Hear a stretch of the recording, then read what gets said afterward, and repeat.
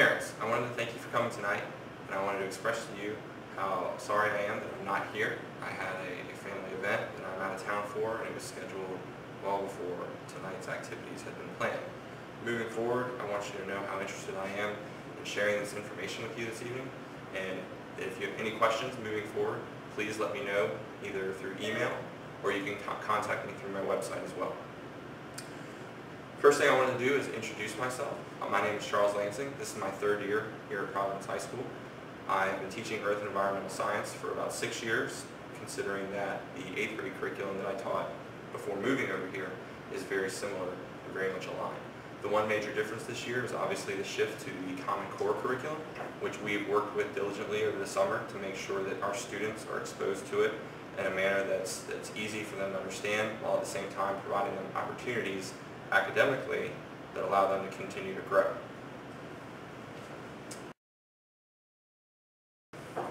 A major change this year is that we've adopted a new textbook to go along with our new curriculum. Our curriculum takes us through earth science in several fields. We start with astronomy, then we move into geology, then we start focusing on conservation of resources, energy resources, renewable, non-renewable resources, and the environmental impacts that gaining and using those resources can have.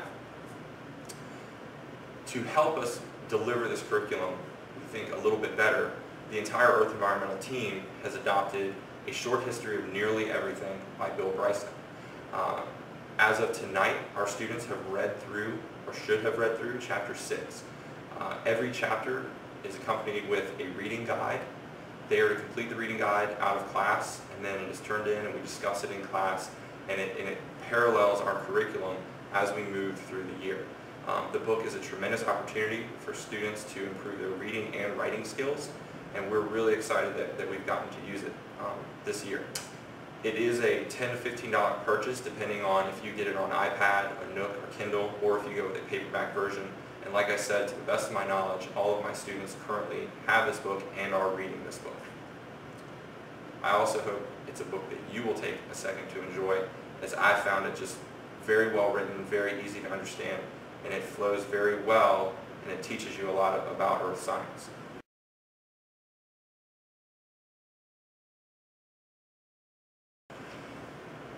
As far as in-class goes, one of the major components of this class is the science notebook. All students are to have a notebook. There is an example notebook here for you to see. Rachel Boxer, who's helping me out tonight, I'm very appreciative. She is able to pass this around if you have any questions about it. It's very organized. It starts with a table of contents. This table of contents can be checked with my website, because I will also number in the same fashion. So anytime you feel like your student maybe isn't keeping up with their notebook as well as they should, you can reference the website, reference their notebook, and maybe see if there's any lapses in their note-taking, or if there's any lapses with their worksheets and assignments.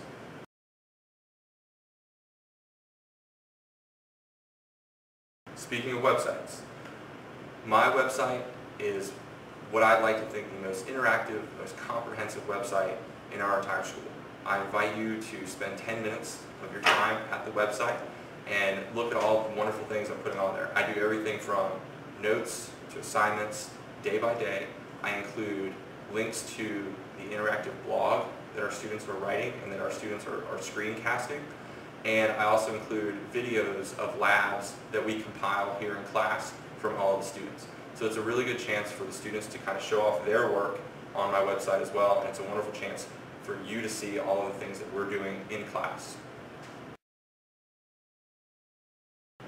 My website is also built with all links to the class blog, to Educreations, and to Discovery Education. A class blog is written every night by one student, and that student also creates an Educreation. Educreation ends up looking like an interactive whiteboard, and the student is able to deliver a class lesson on that whiteboard that other students can see and watch, and then they can hear a student describe what we did in class that day. So again, it's an opportunity for them to share with students in their own words what was going on in class. Sometimes that can be really effective for a student that maybe missed class, or for students that are going back to look at test information to try to figure out what they don't understand before the next unit test. All of you have been given a class brochure, and inside that brochure is another copy of my prospectus. I'm pretty sure all of you received a copy or signed a copy at the beginning of the school year, but I just wanted to give you one more chance to kind of look over it and see if you had any questions. I included all of my contact information on it again so that you can reach out to me with any questions. I look forward to hearing from you. Again, I wish I was there. I know how important it is for you to be able to see me and speak to me. So that is why I've included an exit ticket for you to leave. You'll get those. They should be handed out right now as I go over the one final topic. If your student is enrolled in an honors section, and 2 of my 3 classes are honors section, we will complete an honors project, and it's one of the main things that sets the honors class apart from the standard Earth Environmental course. There's a brief description of it in the brochure you were given on the back page. That description lets you know that it's an experiment that your students are going to have to do out of class. At this point, we've just started identifying our experiment that they will do. I've just started seeking to give them approval for these experiments, and I've just started to try to figure out who I can partner together to work on the experiment. The final project isn't due until the end of the semester. I usually try to do it before Christmas break, but given the new curriculum and the changes to our pacing, it might actually fall now during that week right before finals, but they'll have a firm date within the next 3 or 4 weeks. They are free to start working on it as soon as possible. It's only a 5 to 7 minute presentation that also gets posted online so they can share their experiment with other people outside of this class. As you leave tonight, there's an exit ticket that you were all given. This exit ticket has the opportunity for you to write your name, your student's name, a phone number, or an email address. And if you have any question for me, in the next week, I'll personally contact you back, whether through email or phone number, whatever is your choice, and I will answer your questions as best I can, as quickly as I can. Again, thank you for being here tonight. I look forward to working the rest of the semester with all your students and working with you whenever you have the chance. Thank you.